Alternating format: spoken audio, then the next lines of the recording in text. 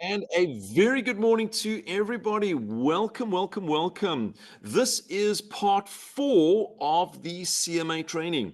So, mastering your CMA is really that program that's going to help you to become that master when you're sitting in front of all of your sellers. And today, we're going to be talking about the pricing strategy as well as the adjustments. And this is a nice session that really just brings some new ideas when you're having these conversations with your sellers. So, when we're going through this particular process, each one of these parts, I've specially put them together so that you can focus on that element to master it. And once you've mastered it and you put it all together, you're going to end up with an extremely powerful CMA that is going to allow you to close more mandates at the right price. That is absolutely key because you want what I refer to as a mega agent mindset. It's a property that lists and sells within that 14 to 30-day mark. So, before we get into it, let me share what I always share at the start of every one of my sessions, which is what I call my PCCs. This is how you get the most of all the sessions. So, the P. The P is about participation, and participation is where you down tools, all those social media, those emails, put them to one side for just a couple of minutes and start focusing on the actual screen. When you participate, you'll become more engaging and you'll actually start to learn more that comes in. The second is curiosity. Curiosity is so important. I have the chat box open so I can see those comments and questions. So if you've got a question, pop it in the chat box or into the actual comments below if you're watching the recordings. But your curiosity is what's going to elevate you to that next level. Then we've got your commitments. In each one of my sessions, there's always a golden nugget that allows you to take away with you. Now, you can take it away on a piece of paper and then it gets filed, or you can take it away and put it into action. And that'll be your commitment in going forward. So the PCC is my acronyms to help you to how to get the most out of today. So where does it always start with? Well, it starts by determining that initial price point. And with that determining that initial price point, there's three little areas that I want to share with you. Now, the first is the marketing value versus that listing value. Now, that marketing value, this is the price that comes into our CMA that has that variable amount. It's an amount that is going to be ending up on the offer to purchase. So when we start looking at our discussions with our sellers, we start with that CMA value so that they become more aware of where we're going to end up at the end of this particular conversation. Then we're looking at the listing price. Now, listing price, we want to make sure that we don't overprice it. Because if we overprice it, we're not going to get those buyers. And I will share with you a little bit later this little variance, this pricing gap of where you can go to still get those particular buyers. So when we're looking at that marketing value, you make it very clear when you're doing your CMA presentation that this is where we're going to be ending up with an offer to purchase. And then we talk about that listing price. So that marketing is a variable amount. That listing price is that fixed amount that's going to end up on that mandate and go forward from there. And we need to make sure that we're not losing that competitive edge because that leads us onto the second component. And this is this balance between the competitive as well as the profitability. Now, the balance on the competitive is you'll use your 5x5, so taking 5 properties that are currently on the market and taking their property to see where it fits in. Is their property the most expensive, or is it the cheapest, or is it sitting somewhere in the middle? What is your competitive nature of that listing to the listings that are on the actual market? So you need to make sure that you have those properties with you and you can work it through so that you become more of a balanced in the competition. Then you start looking at the profitability. You see, it's good to be the cheapest because it means we can sell it fast. However, it's going to have a negative effect on your commission. The lower you sell it for, the less commission you're going to make, as well as the profitability on your seller. Now, sometimes selling it at such a low price doesn't make sense. It's got to be a win-win for all. So you've got to make sure that you understand what your seller requires in their pockets. You need to understand what it costs to get that listing sold and your profitability on your side to make sure that it's a win-win. So when you're doing your pricing strategies, you've got to think even further. You cannot just stop at, hey, I think this is a great price that we should go to market at. You've got to start substantiating that and understanding what are these components that's all behind it. How competitive will we be at this particular price? And what is that profitability? We then get on to the third component, and it's this importance of flexibility. Now, flexibility is making sure that our sellers understand that when we go to markets and we list, let's say at 2 million, it's not chipped in stone. There's got to be this flexibility of movement. You see, so many times when we list a property, our sellers say, that's my expectation, and that is the price I'm going in at. And the problem with that is when you do get an OTP, it then starts creating this negative, and you've got to go into quite deep negotiations. Rather have these conversations right in the beginning. And if you follow these 3 steps, you will actually start to build this flexibility.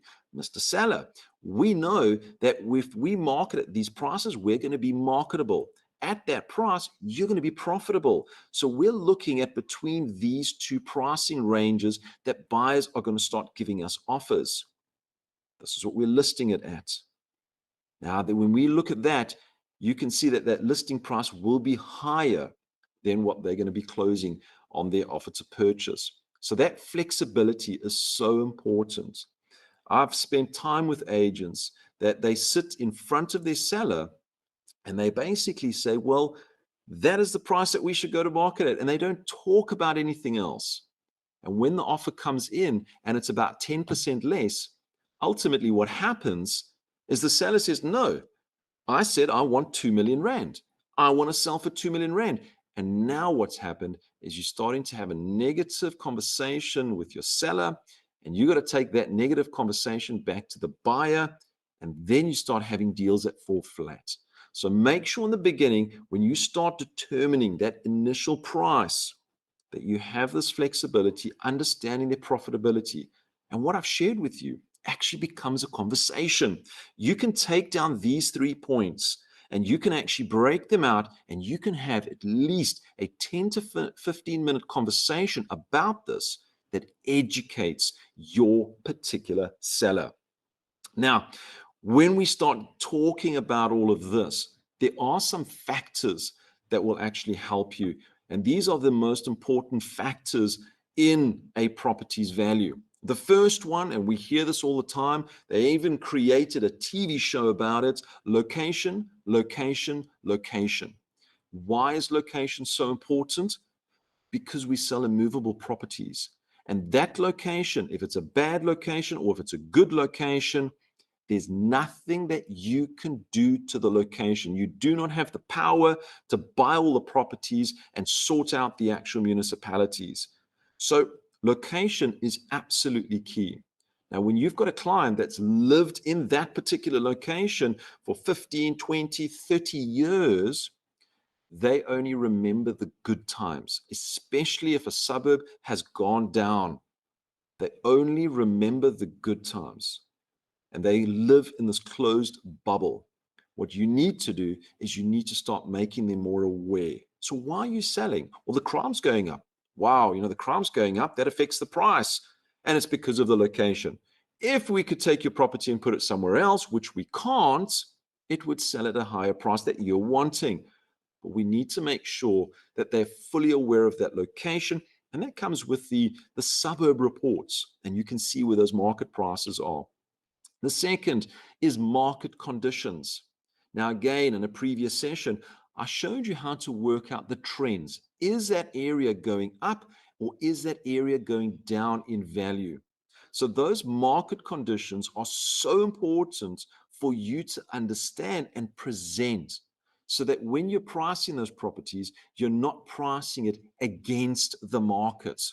For instance, if the prices are going up, you price it too low, you're going against the market. Yes, you're going to sell, but you could have got a lot more. And on the reverse, if the prices are going down and you list it too high, that's going against the market, you're never going to sell. So make sure that you fully understand those market conditions. Are they going up? Are they going down? And we did that session with the actual trends. And then we got to be open and honest about the property. It's the property conditions and the upgrades that they've done. Now, when I talked to you in our last session, and it's definitely one to diarize, I'm going to go into depth into those property conditions and how you can actually use what I call a talking pad that will allow you to have a conversation with your seller in respect to their property conditions. And it's a tough conversation, especially when they've had a kitchen that's never been renovated and it's from the 60s. It still has the steel cabinets inside of the kitchen, but they love the kitchen. Now, a buyer is going to look at that and say, well, I need to spend $250,000 ripping all that out. So what are they going to do? They're going to offer a lower price. So you need to have a look at those conditions and be respectful. Whenever I walk through a property, I become a property inspector. I am looking at everything. If the gutters are broken, I say to them, I see that your gutters are broken. What happens when it rains? If the side fascia boards have broken off, I look at them and I say, I see those side fascia boards are off. Have you thought about replacing them? If the walls need to be painted, I will highlight it. And I'll share with you some easy steps when I do the seller's presentation, which is our next modules that'll come through, on how to have these conversations with your sellers when you're going through there in the most respectful manner. But ultimately, the truth is, a property that has low conditions and needs upgrades will sell a lot less than a property that has good conditions and it has been upgraded. So it's very, very important when we're looking at all of this. And this is so important when you're sitting down with your sellers. You can start out with location and do those suburb reports. Look at those market conditions of how everything's going up, how everything is going down. Have those conversations. It's about education. And then talk about the condition of the property, because ultimately this is going to affect the property's value. So have those conversations to make sure. Now, I said to you that when you're speaking about your market prices, you're going to start looking at your buyers. Because ultimately, when we list a particular property, our buyers are looking at properties, but ultimately, they start at the price. They know what they can afford. So you can have pretty pictures, you can have fantastic descriptions, but it's the price that gets people to connect. And if the price is too high and the property is perfect, nobody's going to see it. So we need to make sure that we get it at that right price. Now, we start out right in the middle, and this is priced at what we refer to as the market value. Now, market value is a price where you're going to find that 60% of your buyers would be interested and they will actually start to have a look at that property. Now, when you've got a vast majority, you can actually go in and just list at that market value that you've spoken about. But ultimately, what you want to do is you want to push it a little bit and you want to try and see if you can get a little bit more. And the problem with that is if you push it too much, this is what's going to happen. If we suddenly say, hey, I would like to list it, let's say 10% above the actual market value, what we're going to find is the number of buyers halves. So when we're looking at this, if we're going, Mr. Seller, at this particular market value, we're going to get about a 60% of the buyers out there would be interested in looking at the property. However, if we increase the price by 10%, the number of buyers is going to drop to 30%. And this is a truth, and this is a conversation that you have with your sellers because they want to get the most for the property. And then you get those absolutely ludicrous, where they want to go 15% and above. They're taking that price and they're pushing it through the roof. The numbers drop down even further, which means that we're going to have less than 10% of the potential buyers out there would be interested in your property. So this little graph is so important to make sure that you have these conversations, and you can draw the graphs or you can do a screen capture to actually get this. But the point here is the higher we go, the less buyers would be attracted to the property. Now we have the reverse, because what we could also do is we could go 10% below market value. Now, if we go to 10% below market value, it actually increases to about 75%. So we actually get more buyers. So if we want to move this property at a high rate, we actually start looking at going below the market value, which means we'll have more inquiries through. And then what we could do, and this is going to be absolutely ridiculous, if we go 15% and lower, ultimately what we have is our buyer profile starts to increase, and we're at about 90%. But the big question that comes out of it, when you drop and discount a property, the big question that comes out, what is wrong with the property? So even though it sounds great that we're going to get this huge influx of buyers and inquiries on a particular property, especially when it's below that market value, but you're also going to get people that are going to be skeptical about it. And it could be those skeptical clients that are your true buyers. So where do we actually go in at? Well, we always target that market value. We need to make sure that we're sitting as close to that market value to get roughly 60% of the buyers interested in this particular property. We don't want to go down too low and we don't want to go too high. Ultimately, it does have a negative effect. We might get more buyers, but they might be a little bit reserved. If we go too high, yes, we could make more money, but we're going to get fewer buyers that come through the property. So make sure that when you're working through a graph of this nature, ultimately you're targeting to hit them right in the middle.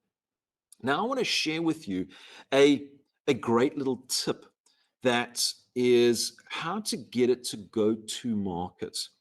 And this comes in when we work with what we refer to as a CMA average. So we can actually work out what that average, we have a low, we have a high. We've spoken about this. We've got this variance between the two. Now we're starting to look at, you know what, we're going to see that we might be pricing from 900,000 to 1.1 million, but we got this average in the middle of about R1 million. Now, if we go on the market at R1 million, the chances are we're going to get an offer that comes in. But I use this, what I call the inflation calculation. It's a great little word and phrase to use, the inflation calculation. Why? And this is something as a little secret. I've used this particular word with a number of clients, and they think that I'm an economist. They think that I am absolutely wow, over the top, that I really know things. Why? Because I'm bringing inflation into it. Why? Because we all know that inflation can either have a negative effect or a positive effect to our life here in South Africa. They always talk about inflation. So what do I did with it? I actually built this into what I call the inflation calculation. So I would actually go and I'd say, what is that base CMA value? And I calculate the average was R1 million, and I would add inflation onto it. So why? So Mr. Seller, so we're looking at getting an offer around about R1 million because that's what's happening in the market. But what we need to do is inflation at the moment is sitting at about 4.7%. So what we'll do is we're going to add the inflation rate to it so that we know this is the amount that ultimately we're going to push for your particular property. So when we look at this particular calculation, we say R1,000,000 and inflation at the moment is 4.7%, and it is currently at the moment. We add that together. So we're actually looking at getting an offer approximately, and we're going to push for this for R1,047,000. Now I know the 47,000 sounds like small, but you know what? You were going to get an offer probably around about R1,000,000. And with this, you can use the same calculation to your buyers. And you say, well, we're looking at that. Inflation's currently at 4.7%. So we're looking at taking offers around about 1050. And this particular little calculation I've used many, many times, it helps to push the buyers up a little bit. So when a buyer comes through to you and says, we like the property, it's listed for 1.1 million, we want to put an offer in at 1 million, you say, no, that's fantastic, but let's take inflation into account, and we add the inflation, because this is where our seller is going to be sitting at. That base value plus that inflation rate. It's just a little script that I wanted to add into this particular session. You can use it, you don't have to use it, but it's my way of my negotiating tool to take my buyers and get a little bit more money for the actual property. Because when you work that out, it does give you a little bit in your back pocket. Now, when we look at the pricing truth, even though it's true that a lower price will attract more viewings, it doesn't ensure a sale, and it may not meet your financial goals. And that's something that I want you to remember. It's that profitability. You're in business in real estate. And yes, you might sell a 2 million rand property at 5%, and there's 100,000 rand in gross commission, and that is a lot of money. But you've got to look at the profitability of your business, not at one sale. It's what you're doing over the year. Take your expenses for the year, add that up. You need to make sure that you're covering those expenses and you're actually getting into profits. So when you're actually selling those properties at a lower price, yes, you might sell it, but it might not be financially profitable. So we need to start working it. Ultimately, we do want to sell those properties, but we need to make sure of that. So we always want to drop that price, drop that price, drop that price. Why? Because majority of the real estate agents don't do any marketing and just rely on the portals. So they just want to get those prices and they don't do the work. That's why I wanted to share that little inflation calculation with you, because it shows you that you can put a little bit of work in. And when you go to your seller and say, hey, they did offer us 1 million, I managed to get them up to 1050. Your seller is realizing that you're working for him, and the chances of him negotiating and dropping your commission is quite reduced. So this was actually going through those pricing strategies and those particular adjustments to help you in your business.